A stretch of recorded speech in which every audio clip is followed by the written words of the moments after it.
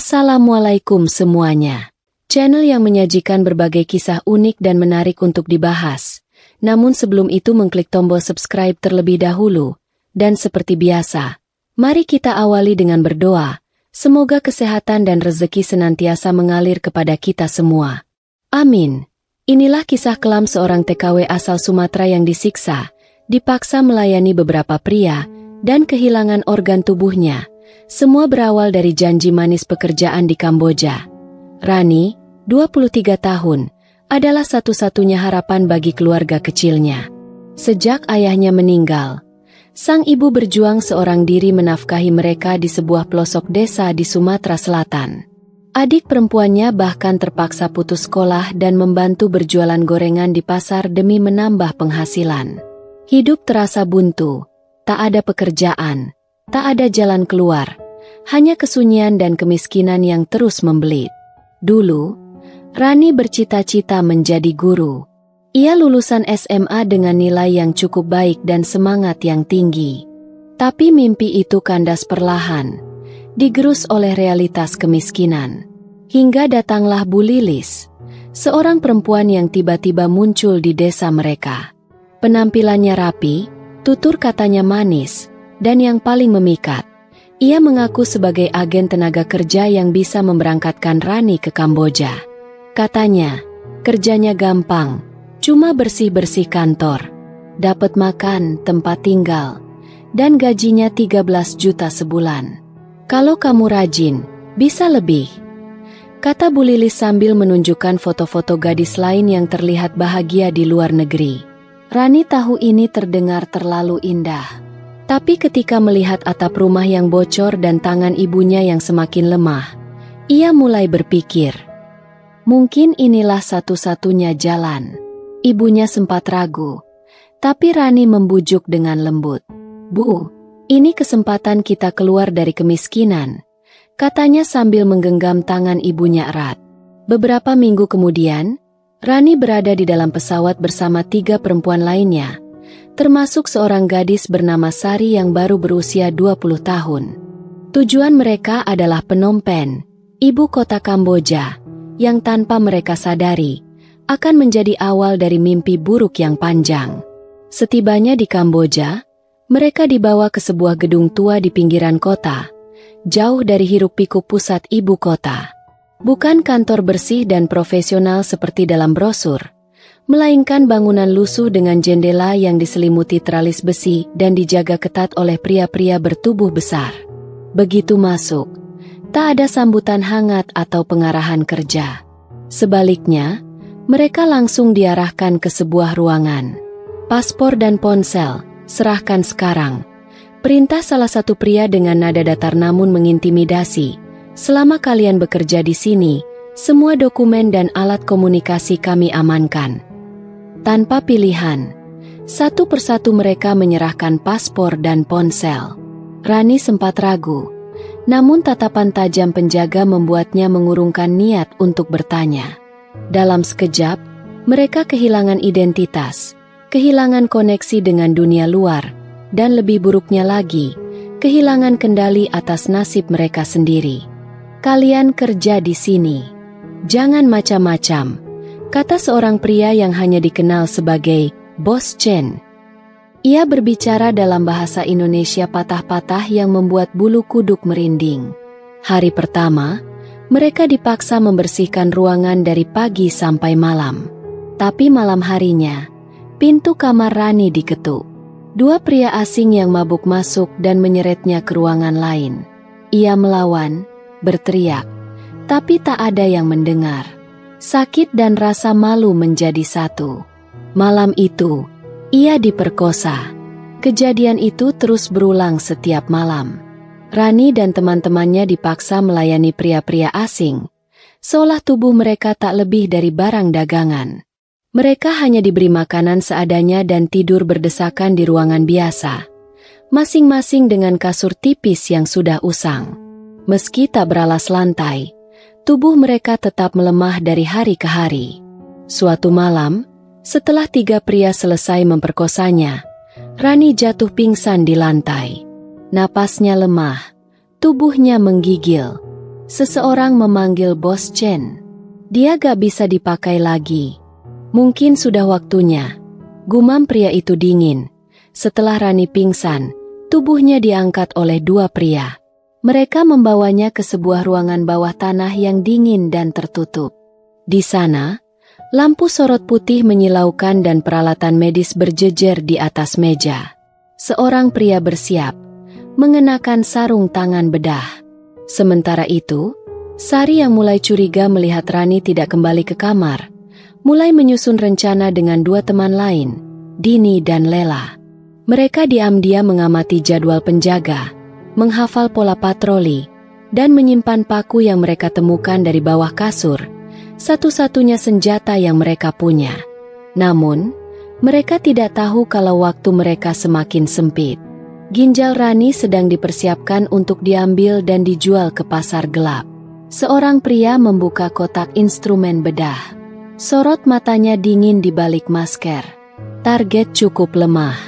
Siapkan bius, ujarnya dalam bahasa Kamboja. Dari sudut ruangan, kamera tersembunyi merekam. Organ ini akan dijual ke luar negeri. Jarum menusuk lengan Rani.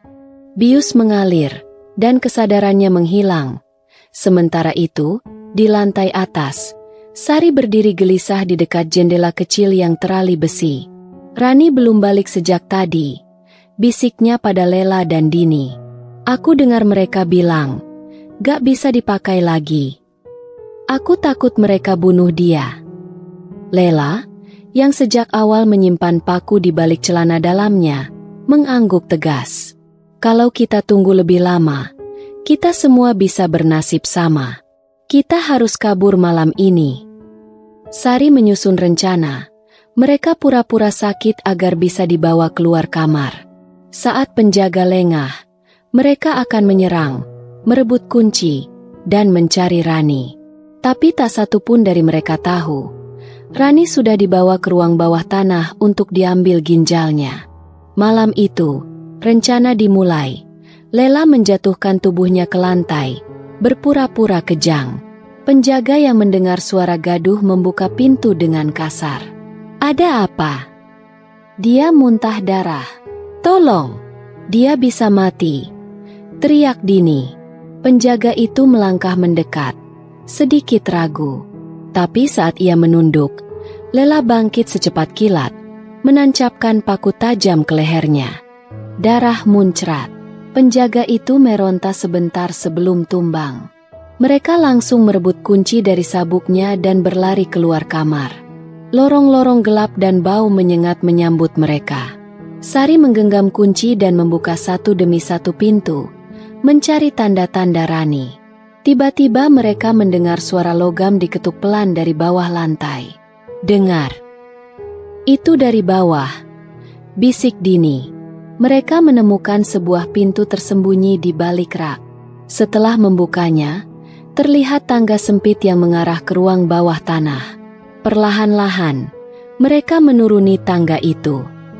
Dan di ujungnya tampak sebuah pintu baja yang sedikit terbuka. Cahaya putih menyemburat dari celahnya. Lela menahan napas. Saat mereka mengintip ke dalam, mereka melihat Rani, tak sadarkan diri, terbaring di dalam ruangan itu. Cepat, kita harus keluar sekarang. Mereka berhasil melarikan diri melalui pintu belakang yang tidak dijaga, menggunakan kunci yang mereka ambil dari penjaga yang sebelumnya telah mereka tumbangkan. Mereka berlari tanpa menoleh ke belakang, menyusuri gang gelap, melompati genangan air, menabrak ranjang sampah, hingga akhirnya tiba di jalan kecil yang diterangi lampu jalan redup. Beberapa warga masih duduk di depan rumah. Seorang ibu paruhbaya menoleh saat melihat mereka yang lari terbirit-birit dengan wajah panik. Tolong, teman saya dikurung. Di dalam sana. Lela terengah-engah, hampir jatuh. Suaranya terputus-putus. Kata-katanya terdengar asing, berat, dan sulit dimengerti. Ibu itu langsung berdiri dan berteriak memanggil tetangga. Salah satu dari mereka segera menghubungi polisi. Tak butuh waktu lama, suara sirene meraung dari kejauhan. Polisi Kamboja langsung bergerak. Mereka menyerbu bangunan itu dan berhasil menyelamatkan Rani, yang masih hidup meski dalam kondisi kritis. Beberapa pria bersenjata berhasil ditangkap, namun sebagian lainnya melarikan diri melalui atap dan lorong belakang yang gelap. Setelah itu, mereka dibawa ke kantor polisi Kamboja, lalu ke KBRI. Rani kemudian dirawat di rumah sakit di Phnom Penh, sebelum akhirnya diterbangkan kembali ke Indonesia. Pesawat dari Phnom Penh mendarat di Bandara Soekarno-Hatta pada pagi yang kelabu. Angin Jakarta menyambut tubuh-tubuh lelah yang telah terlalu lama dipaksa bertahan. Di antara mereka, Rani terbaring di atas ranjang dorong. Tubuhnya masih penuh selang infus, wajahnya pucat. Sari, Lela, dan Dini menyertai Rani di pesawat evakuasi KBRI. Mata mereka sembab, lelah, tapi kali ini ada secercah harapan. Mereka berhasil lolos dari neraka, meski luka yang dibawa bukan hanya di kulit, tapi jauh lebih dalam di jiwa. Di ruang isolasi Rumah Sakit Umum Jakarta, Rani mulai sadar. Matanya berkedip perlahan, menatap langit-langit putih yang asing. Ia mencoba bangkit, tapi perutnya terasa nyeri. Ketika ia menunduk, dilihatnya perban lebar menutupi luka bekas operasi ginjal yang diambil para penjual organ itu. Rani, suara lirih menyapa. Sari berdiri di samping ranjangnya, menggenggam tangannya erat.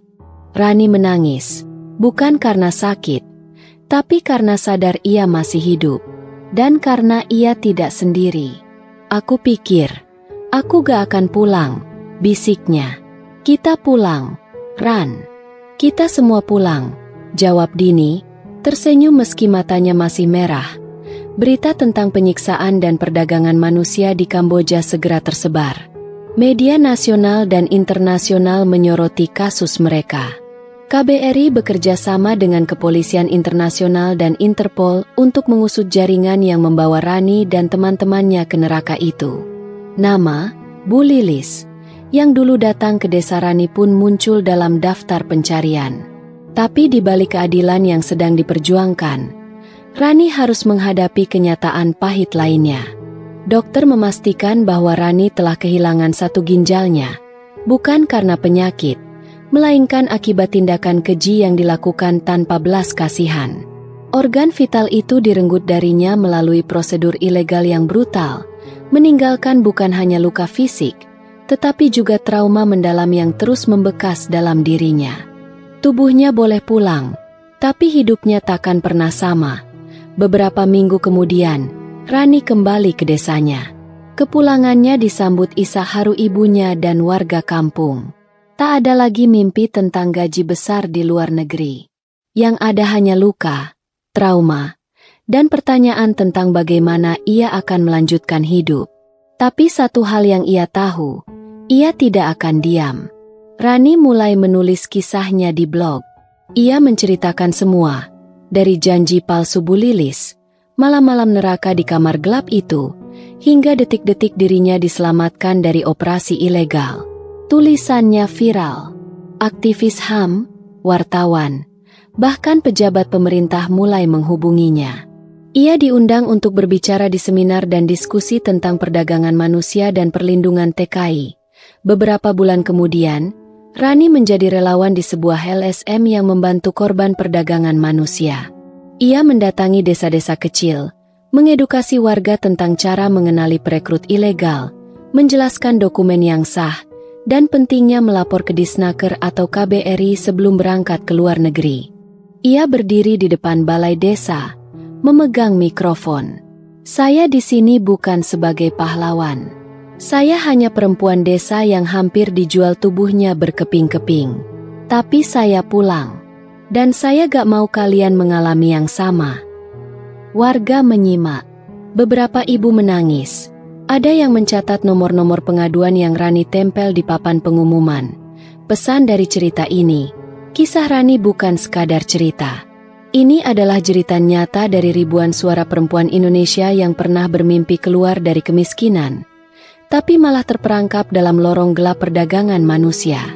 Di balik janji-janji manis para agen ilegal, Tersembunyi perangkap mematikan yang bisa menghancurkan hidup dalam hitungan hari. Masih banyak perempuan di luar sana yang sedang duduk di rumah, mempertimbangkan tawaran serupa. Kerja gampang, gaji besar, tidak perlu syarat ribet. Mereka tidak tahu, itu mungkin awal dari kehilangan hak, tubuh, bahkan nyawa. Karena itu, kita harus belajar dari luka yang ditinggalkan oleh kisah seperti ini. Jangan percaya pada agen atau perekrut yang tidak jelas asal-usulnya. Jangan menyerahkan dokumen pribadi sembarangan. Jangan tergiur tawaran besar tanpa kontrak resmi dan pengawasan hukum. Jika kamu atau keluargamu ingin bekerja ke luar negeri, pastikan melalui jalur resmi dan legal. Hubungi Dinas Ketenagakerjaan setempat. Konsultasikan dengan pihak BNP 2 TKI atau KBRI. Semua informasi itu tersedia, tapi yang dibutuhkan adalah kesadaran untuk peduli dan bertanya. Lebih baik dituduh terlalu hati-hati daripada pulang dalam keadaan tubuh tak utuh, atau tidak pulang sama sekali. Rani selamat, tapi tak semua korban seberuntung dia. Ada yang hilang tanpa jejak, ada yang ditemukan dalam kondisi tak bernyawa, dan yang lebih menyedihkan lagi, mereka semua bermula dari mimpi yang sama, ingin mengubah nasib. Jangan biarkan mimpi menjadi awal dari mimpi buruk. Lindungi dirimu, lindungi keluargamu. Jangan biarkan luka yang sama terulang untuk perempuan Indonesia lainnya. Terima kasih sudah menonton. Semoga cerita ini bisa menginspirasi dan memberi semangat. Jangan lupa like, kalau kamu suka, share ke teman-teman kamu, dan tentunya subscribe, supaya nggak ketinggalan konten terbaru dari kami.